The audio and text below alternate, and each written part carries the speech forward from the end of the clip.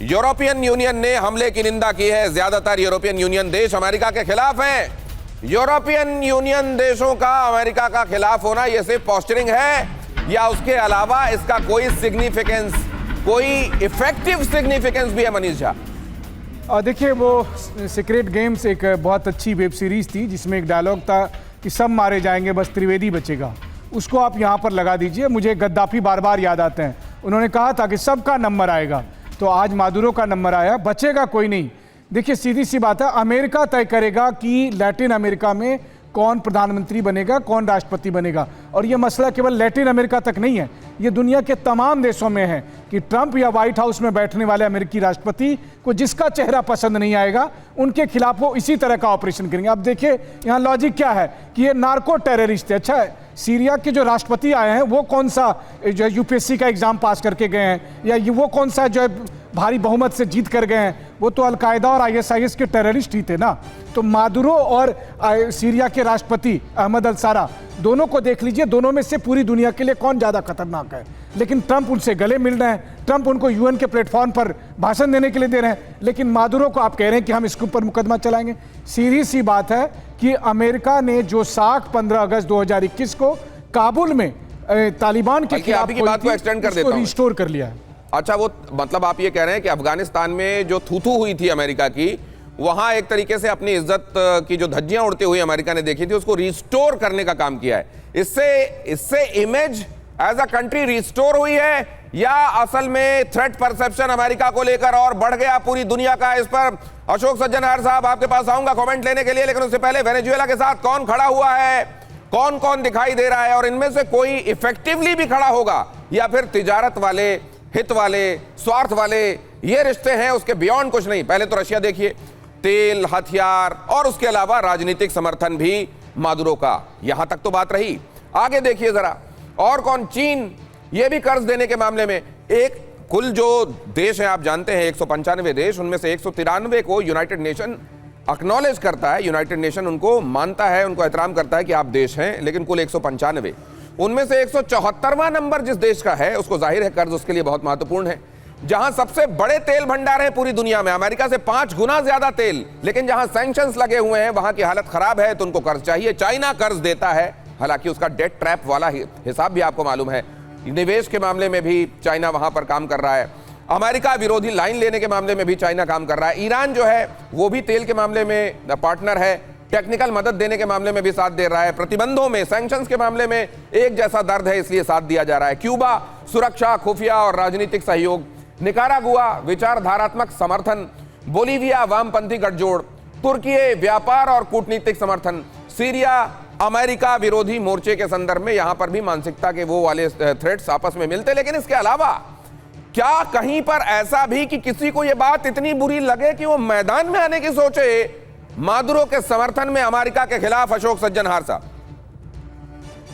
जी, बहुत महत्वपूर्ण प्रश्न है। देखिए, वहां पर जो दक्षिण अमेरिका के देश हैं, जैसे कोलंबिया ने तो बिल्कुल जाहिर तौर पर बताया है, जो वो अमेरिका जो एक्शन ले रहा है, जो पहले ले रहा था, अभी तो आज के उसके पर तो कोई टिप्पणी नहीं आई है, हम देखेंगे, परंतु उसका भी वो जरूर ऑपोजिशन करेगा। परंतु ये जो सब आपने देश बताए हैं दिनेश, ये रूस हुआ, चीन हुआ, ईरान हुआ, सीरिया वगैरह वगैरह जो भी हैं, बड़े दूर हैं देश, तो इनका सामर्थ्य भी वहां पर कुछ सपोर्ट करने के लिए बड़ा लिमिटेड है। केवल क्यूबा है जो कि एक यहाँ पर लैटिन अमेरिका के देशों में आता है, परंतु उसमें भी क्षमता नहीं है।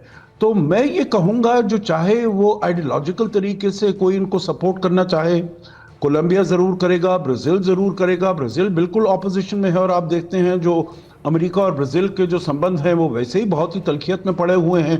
तो इसीलिए ये कुछ देश हैं दक्षिण अमेरिका के, अर्जेंटीना को छोड़कर, वो कुछ समर्थन करेंगे। परंतु जो आपका प्रश्न है, क्या कोई इन देशों में से तैयार है मैदान में आने के लिए, तो वो इसमें किसी की भी क्षमता नहीं है जो अमेरिका के विरुद्ध आकर वो अपना खड़ा हो जाए और वेनेजुएला के पक्ष में वो आकर उसकी हामी भरे। अमेरिका जहां पर भी किसी मामले को सुलझाने के लिए एंट्री मारता है सर, पूरी दुनिया में इसकी मिसाल है, वहां पर ऐसा नासूर बनता है कि फिर वो रिश्ता चला जाता है हमेशा के लिए। क्या वेनेजुएला भी इसी तरह की एक धरती बन जाएगी? ये भी आपके पास हम समझने के लिए आएंगे, लेकिन उससे पहले मैक्सिको ने अमेरिकी कार्रवाई की निंदा की, अंतर्राष्ट्रीय कानून का उल्लंघन बताया। मैक्सिको ने कहा अमेरिका ने जो किया वो अंतर्राष्ट्रीय कानून के खिलाफ है। मैक्सिको ने इस बात का हवाला दिया कि ये, और जाहिर है तमाम लैटिन अमेरिकी कंट्री इसको लेकर थ्रेटेंड महसूस कर रही हैं। सवाल ये है कि ये थ्रेट महसूस किया जाना जब अमेरिका के खिलाफ होता है, इतनी पार और इतनी माइट के खिलाफ, तो आप महसूस करें, आपको जो महसूस करना है, अमेरिका को जो करना था उसने कर लिया, या इसके बियॉन्ड भी कुछ चीजें हैं जिसको अमेरिका आने वाले दिनों में समझेगा। ईरान ने की वेनेजुएला पर हमले की निंदा। ईरान का भी जो स्टेटमेंट है वो भी देख लीजिए, मौलिक अधिकारों का उल्लंघन बताया। ईरान का करीबी है वेनेजुएला, लेकिन वो तो अपना मामला इस समय सुलझाने में लगा हुआ है। एक स्टेटमेंट जारी कर देना एक तरीके से पोस्टरिंग, और एक सपोर्ट, मोरल सपोर्ट आप कह लीजिए, उसके बियॉन्ड फिर इसका सिग्निफिकेंस क्या। अगली खबर देखिए, मादुरो के अपहरण से दुनिया भर में हड़कंप मचा हुआ है। रूस ने अमेरिकी कार्रवाई की निंदा की है। हम वेनेजुएला के साथ खड़े रहेंगे, रूस ने कहा। स्वतंत्र देश के राष्ट्रपति का अपहरण गलत है, रूस ने कहा। इस सवाल को लेकर, मैं रूस वाले सवाल को लेकर, अब मान लीजिए कल यूक्रेन के अंदर रशियन फोर्सेस दाखिल हो, इसी तरीके से अबडक्शन किया जाए और वोलोदिमीर ज़ेलेंस्की को ले जाया जाए, किस मुंह से अमेरिका ये कहेगा कि आपने ये ठीक नहीं किया? ये भी हम समझेंगे अपने मेहमानों से। लेकिन क्यूबा ने हमले की निंदा की है, वेनेजुएला पर हमले की निंदा की गई, ये कायरतापूर्ण हमला है, क्यूबा ने कहा। कोलंबिया के राष्ट्रपति का बयान आया, वो भी जरा दिखा दीजिए। यूनाइटेड नेशंस की इमरजेंसी बैठक बुलाई जाए, राष्ट्रपति गुस्तावो पेट्रो ने संयुक्त राष्ट्र के आपातकालीन शिखर सम्मेलन का आह्वान किया है। अमेरिका के खिलाफ वेनेजुएला के साथ खुलकर सामने आया चाइना। किसी भी स्थिति में वेनेजुएला के साथ खड़ा रहेगा चीन। अमेरिकी सैन्य दबाव का मिलकर करेंगे मुकाबला। अब रह क्या गया है दबाव का मुकाबला करने के लिए? लेकिन खैर, बयान आया है, वेनेजुएला की संप्रभुता से कोई समझौता नहीं, चीन ने कहा। अमेरिकी हमलों के बीच वेनेजुएला में चीन के डेलीगेट्स भी थे। मुझे लगता है इन्होंने केवल डिनर उड़ाया है, केवल इन्होंने लंच खाया है, और पता नहीं जो उन्होंने शायद देशाटन भी किया हो। उसके बियॉन्ड मुझे नहीं लगता है मनीष भाई, ये तमाम जुबानी जमा खर्च के अलावा कुछ आपको लगता है क्या? ये भी हो सकता है कि लेटेस्ट लोकेशन भी शेयर किया हो। मतलब आप ये सोचिए कि आखिरी तस्वीर, आखिरी वीडियो ये बता दिया हो कि कौन सा बंकर है जहां मादुरो बैठे हुए हैं। बिल्कुल, क्योंकि आखिरी तस्वीर, आखिरी वीडियो मादुरो के पकड़े जाने के कुछ घंटे पहले दोनों बैठे हुए हैं जिस जगह पर। तो जाहिर है कि देखिए, अमेरिकी एसेट्स वहाँ मौजूद थे, लगातार नेगोशिएशन के नाम पर CIA के अपने एसेट्स मौजूद थे वहाँ पर। लेकिन फिर भी आखिरी मोमेंट पर, क्योंकि ऑपरेशन केवल 30 से 35 मिनट का है दिनेश, 30-35 मिनट तो अब हमारे इस ऑफिस में ढूंढने में आपको लग जाएंगे, और वहाँ पर 30-35 मिनट में एक देश में एक राष्ट्रपति को आप ढूंढ कर ले जाते हैं। ये तभी संभव है जब आपको पिन पॉइंट इस पूरे ऑपरेशन में बात बिल्कुल सही है। अच्छा, मैं जनरल दत्ता से ये बात जरूर समझना चाहूंगा। जनरल दत्ता खुद बड़े बड़े ऑपरेशंस में उन्होंने कमान संभाली है। जनरल दत्ता, ये खरगोश की तरह कैसे ले गए मादुरो को? कहीं कोई रेजिस्टेंस नहीं, एक दिन भी नहीं, 3-3.5 घंटे में ऑपरेशन ओवर, और वो भी जो असल हिस्सा है वो तो आधे घंटे का है।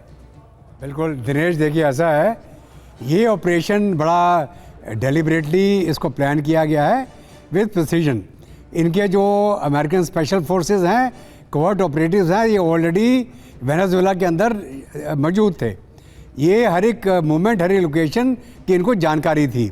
जब इन्होंने मैसिव असॉल्ट चालू किया, जो जितने इनके एयरपोर्ट थे, मिलिट्री इंस्टॉलेशन थे, वो एक कवर था। उस कवर के माध्यम से इनको मालूम था कि मादुरो अपने सेफ हाउस में जाएगा। उनको ये भी मालूम था कि सेफ हाउस कहाँ है। तो जब मादुरो अपने रेजिडेंस से सेफ हाउस की तरफ जाने को मूव हुआ, तो उसके साथ में सिर्फ उसकी पर्सनल सिक्योरिटी रही होगी। और उस समय जो इनके अपाची हेलीकॉप्टर्स और जो डेल्टा फोर्स के चिनोक के माध्यम से इन्होंने अम्बुश करके मादुरो को en route from the residence to the safe bunker के बीच में पकड़ा है। बात की बड़ी हैरानी है सर कि 80 लाख मिलिशिया की बात की जाती रही। 80 लाख मिलिशिया तो छोड़ दीजिए, 8 लोग भी खड़े रहे हो सुरक्षा में, ऐसा लगता नहीं है जिस तरीके से पकड़ा गया। लेकिन अब मैं प्रोफेसर अमिताभ ये समझना चाहता हूं, ये नॉर्म बन जाएगा क्या? रशिया यूक्रेन के साथ यही करेगा, चाइना ताइवान के साथ यही करेगा, अमेरिका का तो जब जहां जो मन पड़ेगा वो ये करता रहेगा। ये नॉर्म हो जाने वाला, न्यू नॉर्मल। एक जनरल दत्ता की बात को मैं जोड़ देता हूं। नवंबर महीने में ट्रंप और मादुरो की बात हुई थी, उसमें शायद मादुरो ने यह कहा था कि मुझे एक एग्जेम्पशन दिया जाए, मुझे बाहर जाने के लिए, मैं यहां से निकल सकता हूं। ये एक संभावना व्यक्त की थी, लोग ये कहते हैं। कहीं उसी का ये प्लान तो नहीं है कि उनको और उनकी पत्नी दोनों को सपरिवार ले जाया गया है?